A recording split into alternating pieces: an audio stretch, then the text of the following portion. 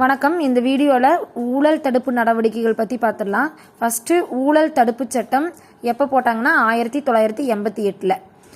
இது எப்போ நடைமுறைக்கு வந்துச்சுன்னா செப்டம்பர் 9, 1988. இந்த சட்டத்தை 2018 திருத்தம் பண்ணாங்க. ஊழல் தடுப்பு திருத்த சட்டம் 2018.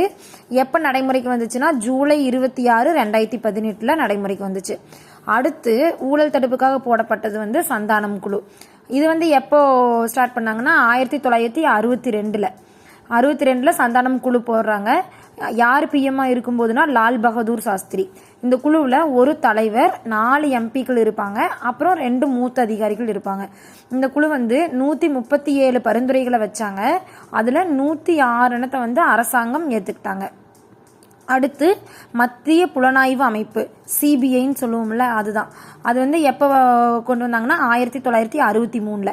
இது சிபிஐ யாரோட பரிந்துரையின் அடிப்படையில் வந்துச்சுன்னா சந்தானம் கமிட்டியின் பரிந்துரையின் அடிப்படையில் தான் வந்துச்சு. எப்போ வந்துச்சுன்னா ஏப்ரல் 1, 1963. எந்த தீர்மானத்து மூலமாக அமைச்சாங்க அப்படின்னா உள்துறை அமைச்சகத்தின் தீர்மானம் மூலம் அமைக்கப்பட்டது. இது இம்பார்ட்டன்ட் ப்ரீவியஸ் இயர் கொஸ்டின். எந்த அமைச்சகத்தின் மூலமாக சிபிஐ அமைச்சாங்க அப்படின்னா உள்துறை அமைச்சகத்தின் தீர்மானம் மூலம் அமைக்கப்பட்டது.